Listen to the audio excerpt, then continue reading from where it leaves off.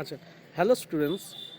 আজ আমরা তোমাদের যে ক্লাস 11-এর যে বি পার্টটি আছে বা বি দ্বিতীয় যে ইংরাজি বইটি আছে র্যাপিড রিডার সেইটা পড়াবো।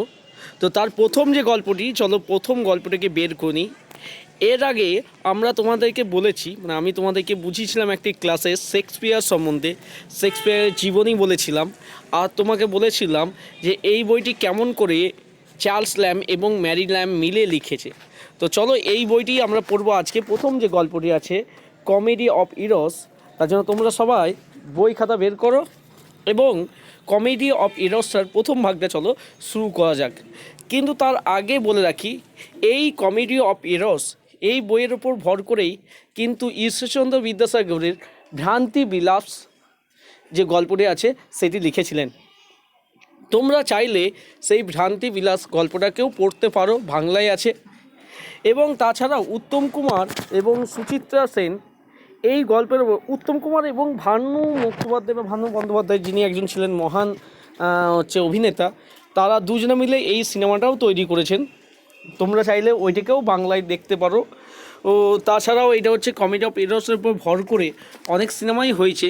তো চলো আমরা টেক্সে শুরু করে দিই, ডাইরেক্ট টেক্সে চলে যাই, ঠিক আছে? আচ্ছা, একটু গল্পটা ট্রিকি গল্প, যেহেতু এটা একই রকম অনেকগুলো চরিত্র একই নামে থাকছে, তার জন্য গল্পটা একটু কমপ্লিকেটেড হতে পারে প্রথমে মনে হলেও, কিন্তু তুমি যদি মূল বিষয়বস্তু মনে রাখো এই গল্পটা খুবই সহজ এবং পরীক্ষার ক্ষেত্রে এটি খুব সহজেই তোমাকে কিন্তু নাম্বার তুলে দেবে। তো চলো গল্প শুরু করা যাক।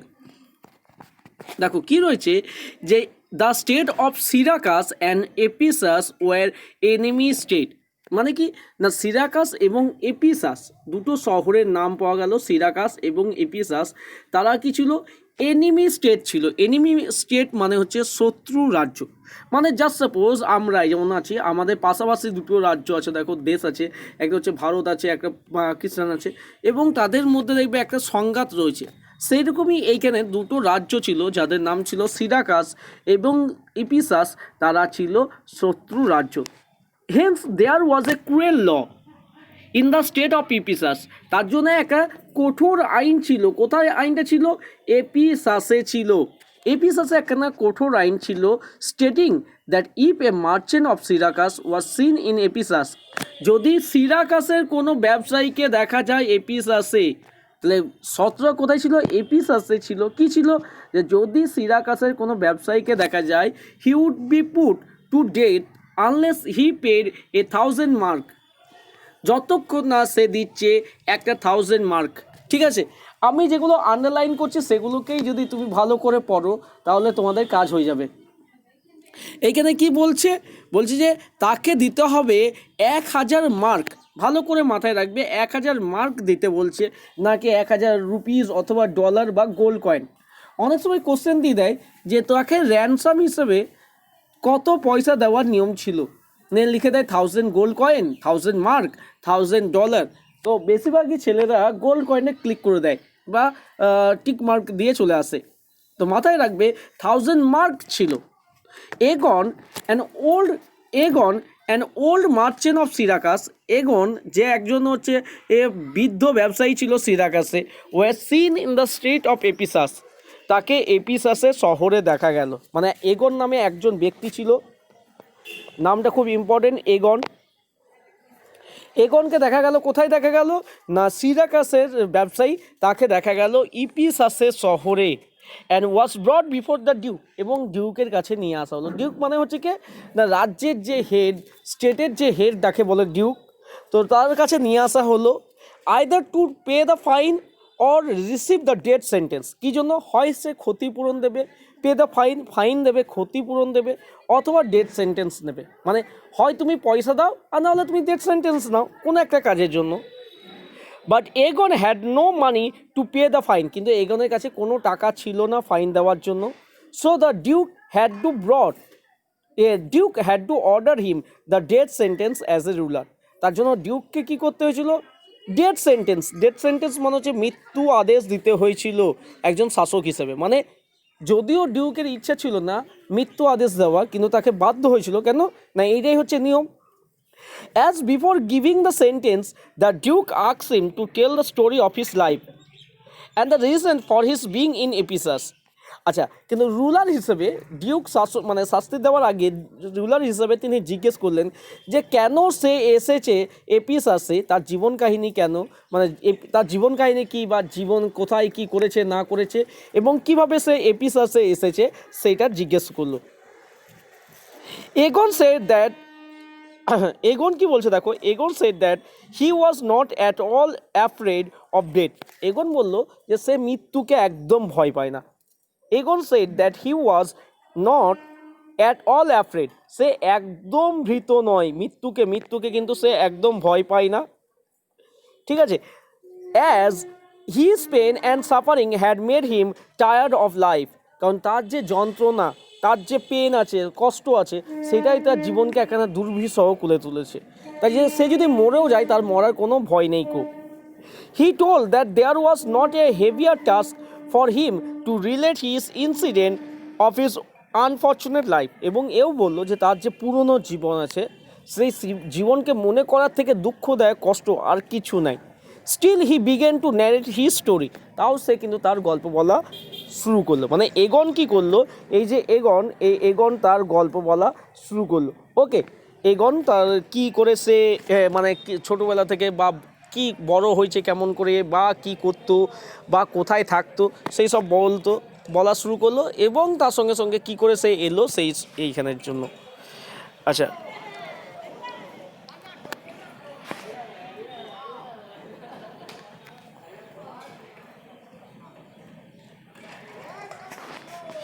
আই ওয়াজ বর্ন ইন সিরাকাস, এটা কিন্তু দেখো এই যে কোটেশনের মধ্যে রয়েছে এটা পুরোটাই কিন্তু এগন বলছে, তার কাহিনীটা শুরু করলো এগন। কি বললো Aegeon? I was born in Syracuse, আমি সিরাকাসে জন্ম আমার। I was born in সিরাকাস।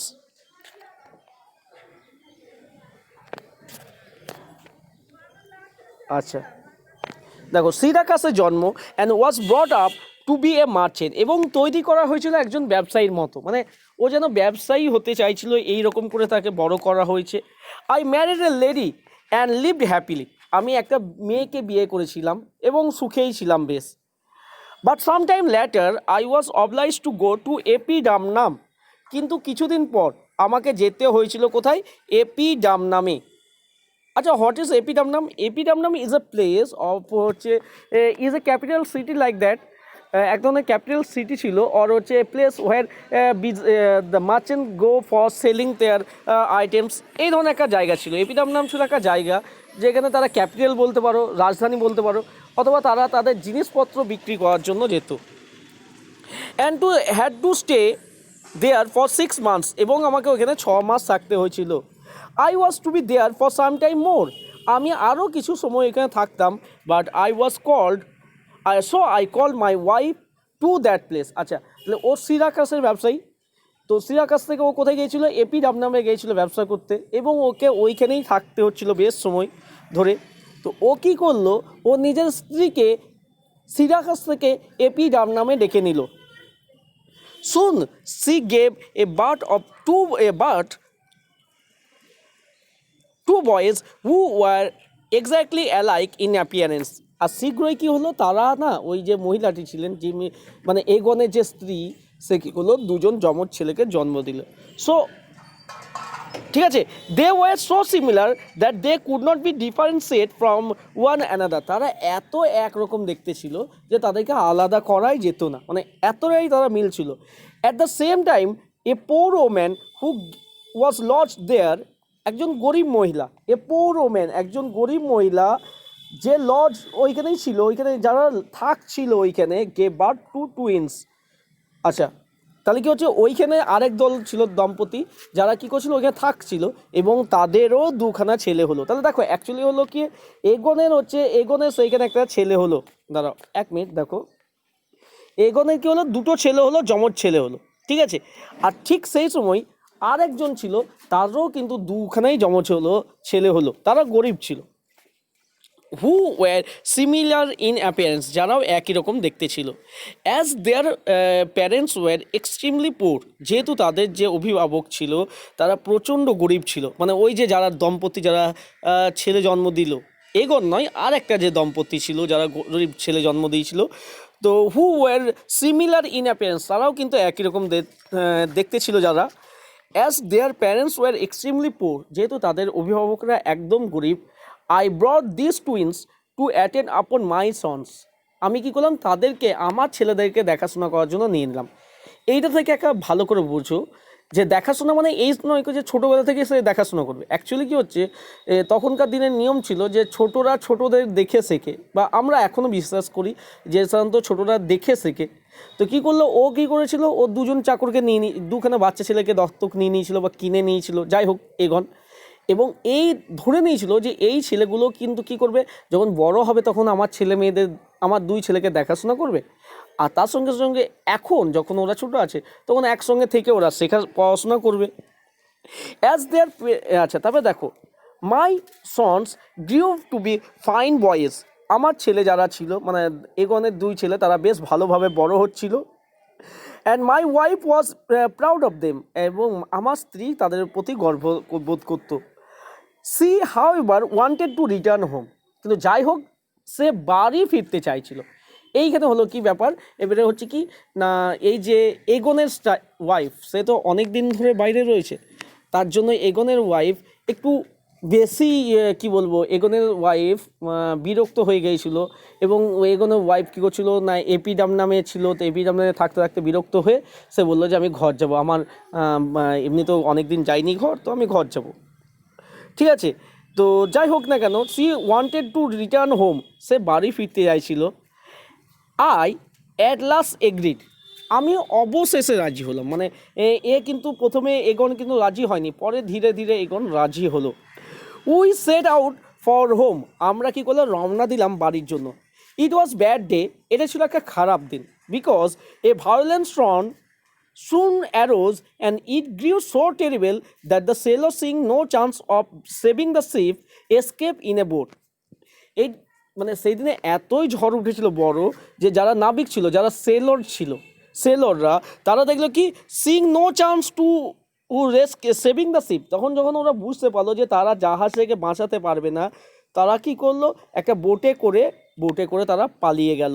Living us alone, living us alone মানে আমাদেরকে একা ছেড়ে, কাকে ছেড়ে, এগনকে ছেড়ে, এগনের স্ত্রীকে ছেড়ে, তার দুই ছেলেকে ছেড়ে, আর ওই যে গরিব মহিলা ছিল, গরিব দম্পতি ছিল, তাদের যে দুই যমজ ছেলে ছিল তাদেরকে ছেড়ে, তাহলে মোট হলো কতজন, 6 জনকে ছেড়ে চলে গেল। ঠিক আছে, we fear that ship could destroyed any moment, আমরা ভয় পাচ্ছিলাম, ফিয়ার্ড মানে হচ্ছে ভয় পাওয়া, তো আমরা ভয় পাচ্ছিলাম জাহাজ যে কোনো মুহূর্তে ভেঙে পড়তে পারে। We feared that the ship could be destroyed any moment, আমরা ভয় পাচ্ছিলাম জাহাজটা যে কোনো মুহূর্তে ভেঙে পড়তে পারে। নেক্সট প্যারা দেখো,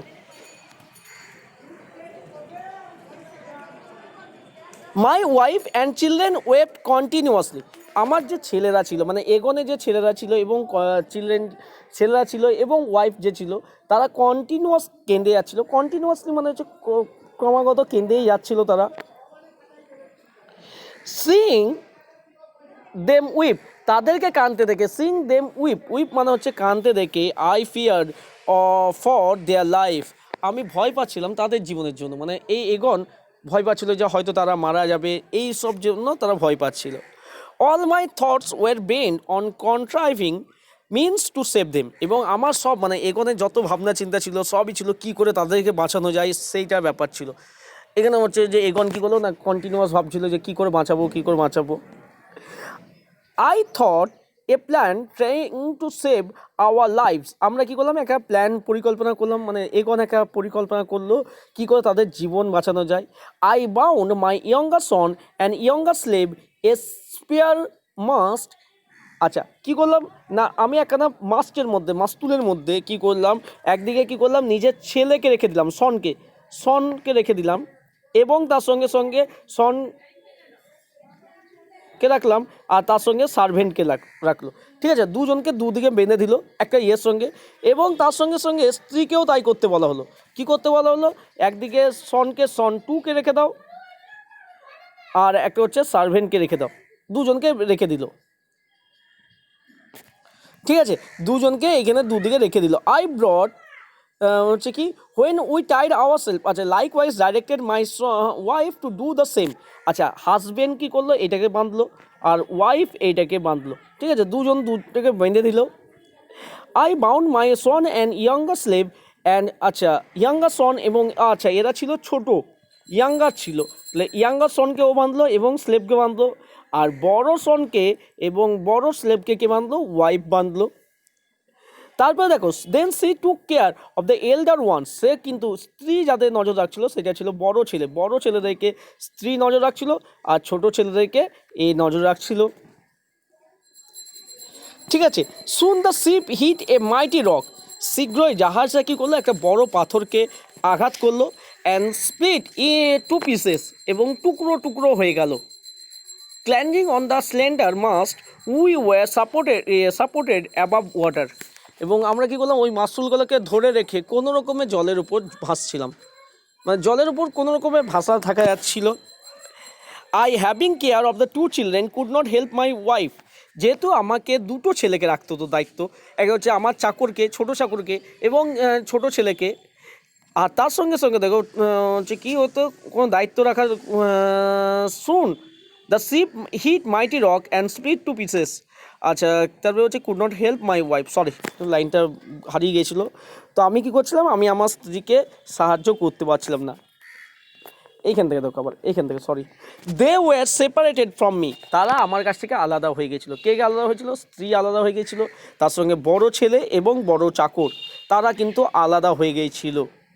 অ্যান্ড ড্রিফটেড অ্যাওয়ে ফার্দার, এবং আরও দূরে যাচ্ছিল, এবং তারা জলের মধ্যে যখন ভাসছিল, জাহাজ ভেঙে গেল, জলের মধ্যে যখন তারা ভাসে, তারা আরও দূরে চলে যাচ্ছিল। While they were still in my side, যখন পর্যন্ত আমার চোখের কাছে ছিল, মানে দেখতে পাওয়া যাচ্ছিল, যদিও ডুবে গিয়েছে কিন্তু দেখতে তো পাওয়া যাবে, তো যতক্ষণ দেখতে পাওয়া যাচ্ছিল, আই স দেম, আমি দেখলাম তাদেরকে, আই স দেম মানে আমি মানে কে, এগন দেখলো, কি দেখলো, I saw them to be taken aboard on a boat of fisherman, আমি দেখলাম কি ফিশারম্যানের দল কী করছে, তাদেরকে তুলে নিচ্ছে। ফিশারম্যান মানে হচ্ছে জেলে। আচ্ছা জেলের দল কাকে তুলে নিল, ফিশারম্যানের দল কিন্তু ওয়াইফকে তুললো এবং ছোট বড় ছেলেকে এবং বড় চাকরকে। মেবি ফ্রম করিনিট জায়গাটার নাম মাথায় রাখবে, করিনিট থেকে যারা এসেছিলো, জাহাজটা কোথা থেকে এসেছিলো, করিনিট থেকে এসেছিলো, তো সেই করিনিট থেকে জাহাজটা এলো, সেই জাহাজটাতে তুলে নিল। Seeing them safe I struggle to save two children, যখন দেখলাম যে আমার স্ত্রী বেশ নিরাপদে আছে, বড় ছেলে নিরাপদে আছে, বড় চাকর নিরাপদে আছে, তখন আমি কি করলাম না, আমি নিজের জন্য বাঁচার জন্য লড়তে শুরু করলাম। We were under care and after a while, আচ্ছা আমরা কি হচ্ছে, we were under I struggle to save the two children, আমি দুটো ছেলেকে বাঁচাবার চেষ্টা করছিলাম। Who were under my care, যারা আমার যত্নে ছিল, ছোটো ছেলে এবং ছোটো চাকর তার যত্নে ছিল। Who were under my care and after a while, এবং একটু পরে তারপর দেখো, we were rescued by a ship, আমাদেরকেও উদ্ধার করা হয়েছিল একটা জাহাজের দ্বারা, মানে একটু পর তাদেরকেও কিন্তু উদ্ধার করে নিয়েছিল একটা জাহাজে। আচ্ছা দেখো, the sailor knowing me welcome and assisted us to took us safely to Syracuse, আচ্ছা যখনই দেখলো ওই যে লোকটা, এই যে নাবিক ছিল, সেই নাবিক যখনই এগনকে দেখলো এবং চিনতে পারলো, তখন কী করলো, এগনকে ও খুব সাবধানে সিরাকাসে নিয়ে গেল। But from that time I don't have any news of my wife, কিন্তু তারপর থেকে আমার কিন্তু স্ত্রীর কোনো খবর নেই, মানে ওই যে ঘটনা হয়ে গিয়েছে তারপরে কিন্তু আমি কোনো জানি না যে স্ত্রী কোথায় গিয়েছে। অ্যান্ড মাই এল্ডার সন, এবং আমার বড় ছেলে, ঠিক আছে, my younger Son being 18 years, being 18 years, আমার ছোট ছেলে যখন 18 বছর হয়ে গেল, বিং 18 ইয়ার্স, বিং 18 ইয়ার্স, যখন তার বয়স 18 বছর হয়ে গেল, ইয়াঙ্গার সনের বয়স যখন, মানে ছোট ছেলের বয়স যখন 18 বছর হয়ে গেল, আচ্ছা তখন বড় ছেলের বয়স কত হবে, সেই 18ই হবে, কারণ তারা যমজ ছিল। তো বলবে যে তাহলে যমজের ক্ষেত্রে আমি বুঝলাম কি করে যে কে বড় কে ছোট, অ্যাকচুয়ালি একই দিনে জন্ম, কিন্তু একই সময় নাও হতে পারে, 1 সেকেন্ড 2 সেকেন্ড পরেও হতে পারে। যে আগে জন্মগ্রহণ করেছে সে হচ্ছে বড়, যে হচ্ছে পরে জন্মগ্রহণ করেছে সে হচ্ছে ছোটো ছেলে। এটাই হচ্ছে রুল। তো আমার ছোট ছেলে 18 বছর হওয়াতেই wanted to know about his mother. সে কী করে জানতে চাইছিল? সে তার মায়ের ব্যাপার জানতে চাইছিল, অ্যান্ড ব্রাদার, ভাইয়ের ব্যাপারে, যে আমার মা কোথায় আছে, ভাই কোথায় আছে।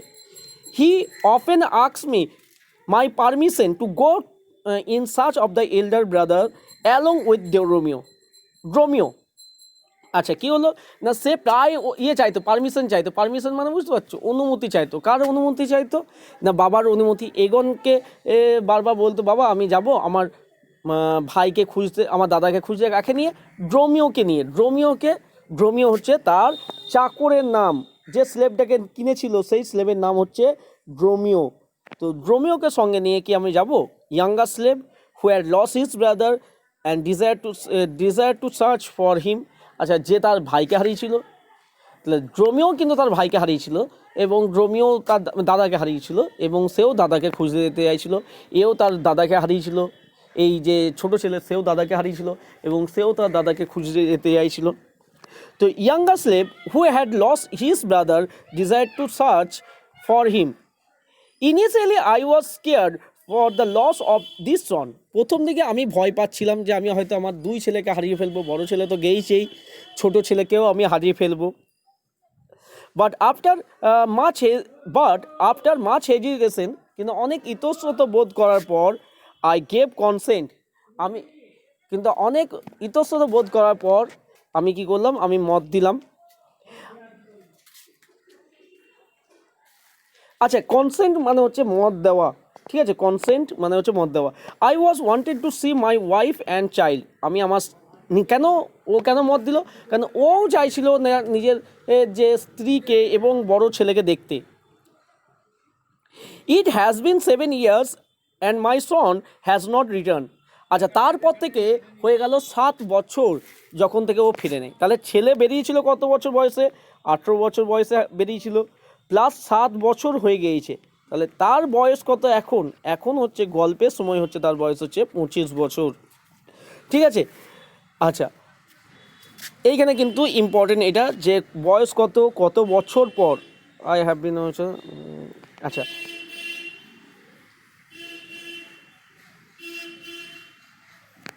এটা হয়ে গেল 7 বছর। 7 বছর হয়ে গেছে, কিন্তু তার ছোট ছেলে কিন্তু ফিরে আসে নাই কো, ঠিক আছে? তারপর দেখো, I have been farthest Greece through the bound of Asia. আমি কি করেছি? আমি তারপরে মানে এগন বলছে যে এগন গ্রিসে গেছে, তারপরে এশিয়াতে গিয়েছে। ওয়াইল রিটার্নিং হোম, যখন বাড়ি ফিরছিল, now have landed in search of him because I did not want to leave any place unsought on this earth. এবার কী হচ্ছে, ও গোটা বিশ্বর মধ্যে সব জায়গায় অলমোস্ট খুঁজে নিয়েছে। এইবারে ও নামলো কোথায়? কোথায় না, এপিসাসে, যেখানে গল্পের সূত্রপাত, যেখানে গল্পে মানে যেখানে এগনকে ধরা হয়েছিল। তো সেই এগন কী হলো, লাস্টকালে এসেছে কোথায়? এই এপিসাসে এসেছে, কারণ ও চায়নি বিশ্বের কোথাও ও ফাঁকা রাখতে চায়নি কো, মানে কোনো জায়গায় কিন্তু ও করতে চায়নি কো। And have landed in search of, because I did not want to leave any place unsought on this earth. আমি পৃথিবীর মধ্যে কোথাও ফাঁকা রাখতে চাইনি। And this is the story of my life. এবং এটাই হচ্ছে আমার জীবনের গল্প। এইটাই এগন বললো কি? এগন বললো যে এটা হচ্ছে আমার জীবনের গল্প। And I would be happy to die if I know that my wife and sons were living safe. এবং আমি খুব খুশিতে মারা যেতে চাই, মানে আমি খুব খুশিতে আনন্দে মারা যাব যদি আমি মরে যেতে রাজি আছি, যদি আমি জানতে পারি যে আমার ছেলেরা এবং যে কী হচ্ছে আমার স্ত্রী সবাই ভালো আছে, ঠিক আছে? Sons and wife were living safely, এটাই ওর চাওয়া, ওর আশা চাওয়া কিছু নেই আর। তো আজকে কী করছি না, এইখান পর্যন্তই তোমাদের গল্পটা রাখছি, ঠিক আছে? তো গল্পটা এইখান পর্যন্তই রেখে দিলাম। এইবারে আজকে আমরা যা পড়লাম সেটাকে একবার কি করব, সামারাইজ ফর্মে বুঝে নাও। কি হচ্ছে সামারাইজ ফর্মে কীরকম করে বুঝবো? দেখো, দুটো পাশাপাশি রাজ্য আছে, তুমি ধরতে পারো দুটো রাজ্য আছে, এটা দুখানা স্টেটগুলোর নাম কি? স্টেটগুলোর নাম হচ্ছে সিরাকাস আর একটা হচ্ছে এপিসাস। এবার এপিসাসে কিন্তু আইন আছে, সিরাকাসে কোনো আইনের কথা আমরা জানতে পারলাম না। এপিসাসে কি আইন আছে যে যদি সিরাকাসের কোনো ব্যবসায়ী এইখানে আসে, মার্চেন্ট আসে, তো তাকে 1000 মার্ক দিতে হবে। এবারে এগন নামে এক ব্যক্তিকে পাওয়া গেল, কোথায় পাওয়া গেল? এইখানে পাওয়া গেল, এবং তাকে ডিউকের কাছে নিয়ে আসা হলো। ডিউক বললো যে তুমি 1000 মার্ক দাও, না হলে তোমাকে ছাড়া হবে না। তখন ও বললো যে আমি আমার কাছে নেই, তখন ওকে বাধ্য হলো মৃত্যুদণ্ড দিতে। কিন্তু ডিউকের একটু ইচ্ছা হচ্ছিল যে কেন সে এসেছে সেটা জানতে, এবং তাকে তাই জিজ্ঞাসা করা হলো। ও তখন বললো যে ঠিক আছে আমি বলছি, এর থেকে দুঃখের কিছু নাই যে আমার পুরনো জীবন রিলেট করা, এর থেকে কষ্টের কিছু নাই, তা আমি তোমাকে বলছি। নিয়ে ও বলা শুরু করলো। কি বললো? যে এগনের ছিল অ্যাকচুয়ালি, এইবারে গল্পের শুরুতে আবার অন্য ব্যাপার হচ্ছে যে এগন কি ছিল, একজন ছিল ব্যবসায়ী, ঠিক আছে? এগন ছিল একজন ব্যবসায়ী এবং সে বিয়ে করেছিল একজনকে, ঠিক আছে, কোনো একজনকে বিয়ে করেছিল এবং সে বড় ব্যবসায়ী হয়েছিল। সে কোথায় থাকছিল? এপিডাম নামে চলে গিয়েছিল, এপিডাম নামে। এইখান থেকে কোথায়? এপিসাসে নয়, এপিডাম নাম, আলাদা আলাদা নামগুলো। এপিডাম নামে গিয়েছিল এবং এপিডাম নামে গিয়ে ওইখানে ব্যবসা করছিল। যখন সে ফিরছিল ওইখানে তার 2 ছেলে হলো, তাদের কতগুলো ছেলে হলো? 2খানা ছেলে হলো। এবং তার পাশাপাশি আরেকজন দম্পতি ছিল, পোর ফ্যামিলি ছিল, ঠিক আছে? পোর ফ্যামিলিরও 2খানা ছেলে হলো, তারাও হলো টুইন্স, ঠিক আছে? আর এরাও হলো টুইন্স।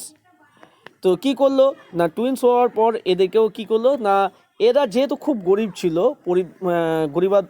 পরিবার যে দম্পতি, গরিব দম্পতি ছিল, তারা খুব গরিব ছিল, তার জন্য এদেরকে কি করলো, এদেরকে কিনে নিল। কার জন্য? বড়টার জন্য। বড়টাকে, ছোট ছেলের জন্য ছোটটাকে কিনে নেওয়া হলো এবং এরা দেখাশোনা করবে, এটাই কথা হলো। যখন তারা ফিরছিল তখন কি হলো না, একটা ভায়োলেন্ট ঝড়ে স্টর্মে তাদের জাহাজটা ভেঙে যাচ্ছিল। যে নাবিক ছিল তারা যখন বুঝতে পারলো, তারা কি করলো, পালিয়ে গেল। তখন কি করলো, তখন এগন এখানে ভালো বুদ্ধি করলো। এগন কি করলো, ছোট ছেলেকে তো ইয়াঙ্গার সনকে এবং ইয়াঙ্গার চাকরকে, সার্ভেন্টকে, মানে হচ্ছে ড্রোমিও যার নাম, এবং ওয়াইফকে দিল কি না, এল্ডার ছেলেকে, এল্ডার সনকে এবং এল্ডার ড্রোমিওকে, দুজনকে কি করলো, বেঁধে দিতে বললো। এরা দুজনে বাঁধলো একটা মাস্তুলের চারদিকে, নিজে একা মারলো মাস্তুলের চারদিকে, এবং তার সঙ্গে সঙ্গে নিজেকেও বাঁধলো আর স্ত্রীকেও বাঁধতে বললো এখানে। এরপর কি হলো না, এরপর এ কি করলো না, জাহাজ ভেঙে টুকরো টুকরো হয়ে গেল। এ দেখলো যে এদেরকে বাঁচাতে ব্যস্ত, এগন তার বড় ছেলেদেরকে বাঁচাতে ব্যস্ত, ছোটো ছেলেদেরকে, আর স্ত্রী বড়দেরকে বাঁচাতে ব্যস্ত। এইরকম করে যখন বাঁচাতে ব্যস্ত ছিল, সেই সময় দেখলো কি না, আস্তে আস্তে ওয়াইফ যে আছে সে দূরে দূরে চলে যাচ্ছিলো। এগনের ওয়াইফের নাম গল্পের মধ্যে নেই, তো এগনের ওয়াইফ ছিল কি দূরে দূরে চলে যাচ্ছিল। এগনের ওয়াইফ যখন দূরে চলে গেল, তখন দেখলো কি না, একটা কর্নেট থেকে একটা জাহাজ এসছে এবং সেই জাহাজে একে উদ্ধার করলো। যখন বুঝতে পারলো যে জাহাজে বউ যখন উদ্ধার হয়ে গিয়েছে, তাহলে আমার আর চাপের কিছু নাই, তাহলে আমার এবারে এই ছেলেদেরকে, আমার যে সঙ্গে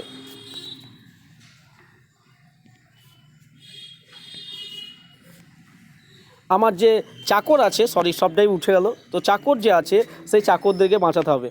ও কী করলো, নিজের যে চাকরটা ছিল ইয়াঙ্গার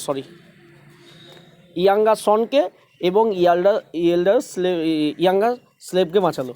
এবং বাঁচানোর পর তারপরে ও কী করলো না, এলো সিরাকাসে আসার পর সেইখানে কী হলো, 18 বছর যখন ছেলেরা হলো, তখন তারা কি করলো, ইয়াঙ্গার যে সন আছে আর ইয়াঙ্গার স্লেভ আছে, তারা বললো কি যে আমরা আমাদের দাদাদেরকে খুঁজতে যাব, এবং তারা তাই বেরিয়ে গেল।